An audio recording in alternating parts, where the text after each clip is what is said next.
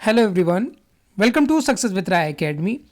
1 फरवरी 2023 के दैनिक जागरण के राष्ट्रीय संस्करण को आज के इस वीडियो में हम डिस्कस करेंगे। तो चलिए वीडियो को स्टार्ट करते हैं।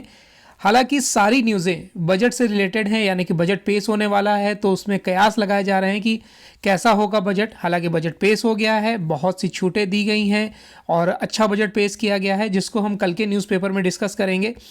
तो हालांकि पहले मैं ये सोच रहा था कि ये वीडियो ना रिकॉर्ड किया जाए, लेकिन कुछ ऐसी न्यूज़ हैं जिनको लेना भी ज़रूरी था, तो हम बजट वाली न्यूज़ों को स्किप कर देंगे। क्योंकि कल हम बजट को पूरी तरीके से डिस्कस करेंगे, क्या क्या इंपॉर्टेंट है उसको लेकर एक वीडियो बनाएंगे। लेकिन आज के इस वीडियो में हम बजट वाला जो पोर्शन है उसको स्किप करेंगे।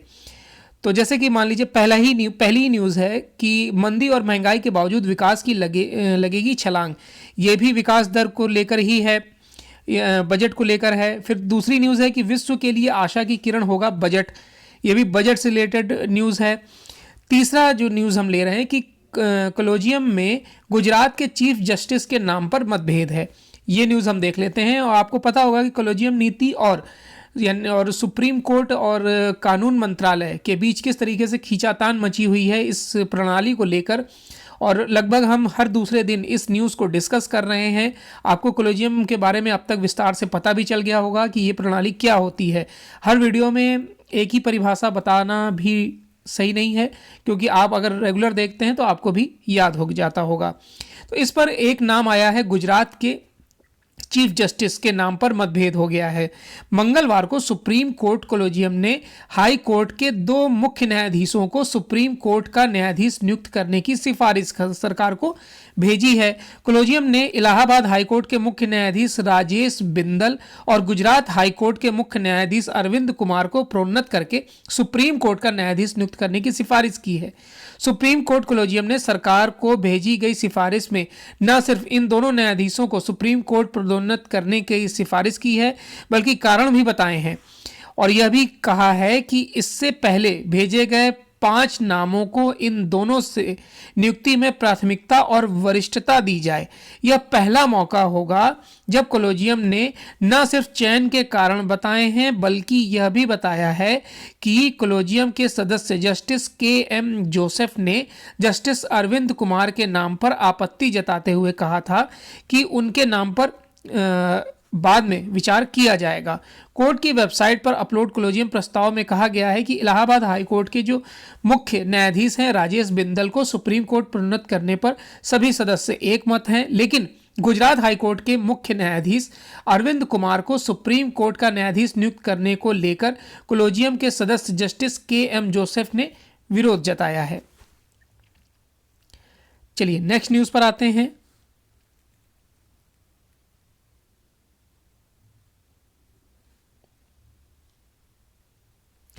इंफ्रा विकास पर लगातार जोर ने संकट से उबारा है। देखिए, सड़कों का जो विकास है वो काफ़ी रफ्तार से हो रहा है, और बुनियादी ढांचे के कदम केवल आपका जीवन ही नहीं बल्कि सुगम ही नहीं बनाते हैं, बल्कि अर्थव्यवस्था को भी मजबूती देते हैं।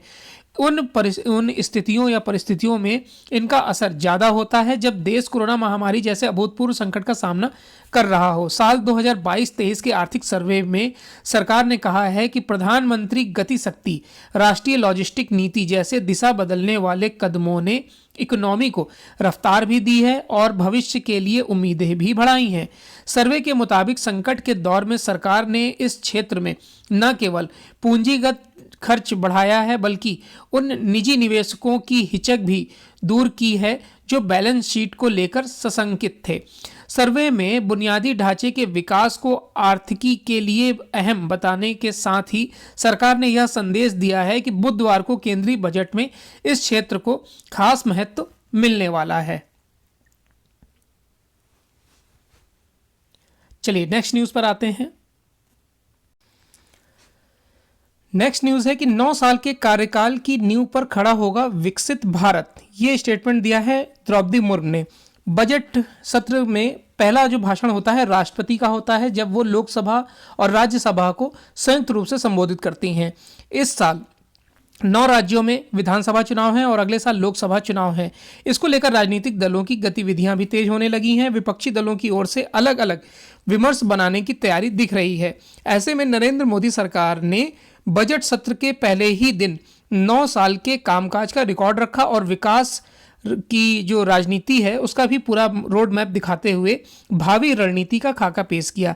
एजेंडा है विकास से विकसित भारत का सफर, जिसमें अतीत के गौरव का जुड़ाव आधुनिकता से होगा, जिसमें गरीब नहीं होगा यानी गरीबी नहीं होगी और मध्यम वर्ग वैभवशाली होगा, जिसमें युवा शक्ति और नारी शक्ति का स्थान केंद्रीय होगा और विविधता उपलब्ध होगी और एकता भी देखने को मिलेगी।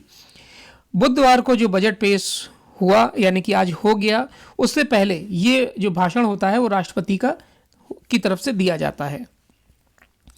चलिए नेक्स्ट न्यूज़ पर आते हैं। यहां पर एक न्यूज़ है कि पीएम केयर्स फंड एक ट्रस्ट है, ना कि सरकारी कोष। प्रधानमंत्री कार्यालय ने मंगलवार को दिल्ली हाई कोर्ट को सूचित किया कि प्रधानमंत्री केयर्स फंड सरकारी कोष नहीं है। इसमें प्राप्त दान भारत के संचित कोष में नहीं जाता है। यह एक सार्वजनिक परमार्थ ट्रस्ट है। इसे संविधान, संसद या किसी राज्य विधानमंडल द्वारा सृजित नहीं किया गया है। इससे जुड़े तीसरे पक्ष की जानकारी किसी से सूचना का अधिकार अधिनियम के तहत साझा नहीं की जा सकती है।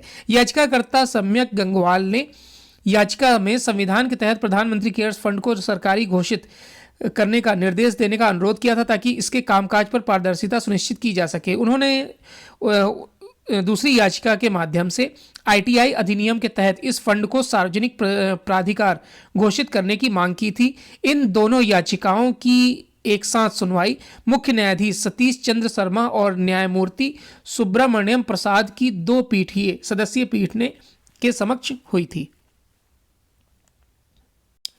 अब देखिए जो आज का बिजनेस पेज है उसमें सभी न्यूज़ बजट से रिलेटेड है, तो इसको तो हम स्किप ही करेंगे और कल वाले पेपर में हम इसे पूरी तरीके से डिस्कस करेंगे। तो उसके बाद हम आते हैं इंटरनेशनल पेज पर। इंटरनेशनल पेज में पहली न्यूज़ हम ले रहे हैं कि भारत के साथ सामरिक तकनीकी साझेदारी को गति देगा अमेरिका। देखिए, भारत के राष्ट्रीय सुरक्षा सलाहकार अजीत डोभाल ने सोमवार को अपने अमेरिकी समकक्ष जैक सुलिवन से मुलाकात की। इस दौरान सुलिवन ने कहा कि भारत के साथ सामरिक तकनीकी साझेदारी को अमेरिका गति देगा, वैश्विक विकास और आर्थिक प्रतिस्पर्धात्मकता को बढ़ावा देने तथा साझा राष्ट्रीय सुरक्षा हितों की रक्षा करने वाली प्रौद्योगिकियों पर साझेदारी को मजबूत करने की जरूरत है। इससे पूर्व एनएसए डोभाल ने अमेरिका के ज्वाइंट चीफ ऑफ स्टाफ के चेयरमैन जनरल मार्क मिले के साथ विभिन्न पहलुओं पर महत्वपूर्ण चर्चा की थी। भारतीय राजदूत तरनजीत सिंह संधू के आधिकारिक आवास इंडिया हाउस में दोनों अधिकारियों के बीच द्विपक्षीय संबंधों पर सार्थक बातचीत हुई है और भारतीय दूतावास ने ट्वीट कर जानकारी दी है कि बाद में सोमवार शाम भारतीय राजदूत संधू ने डोभाल के सम्मान में स्वागत समारोह का आयोजन किया। इसमें अमेरिका के राष्ट्रीय सुरक्षा सलाहकार जैक सुलिवन, वाणिज्य मंत्री जीना रामाइंडो, उप विदेश मंत्री वेंडी सरमन, नासा प्रशासक विल नेल्स समेत कई शीर्ष अधिकारी शामिल हुए थे।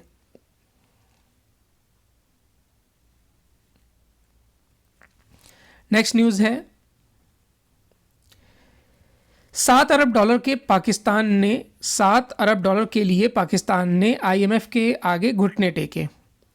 दिवालिया होने की कगार पर खड़े पाकिस्तान की 7 अरब डॉलर की आर्थिक सहायता के लिए अंतर्राष्ट्रीय मुद्रा कोष से बातचीत शुरू हो गई है। तंग हाल पाकिस्तान ने भी मदद मिलने के और सभी रास्ते बंद होने की सूरत में आईएमएफ की शर्तों के आगे घुटने टेकने शुरू कर दिए हैं। कंगाल और बदहाल पाकिस्तान की हालत बहुत जल्द श्रीलंका जैसी हो सकती है। फरवरी में पाकिस्तान को ईंधन की आपूर्ति ठप हो सकती है।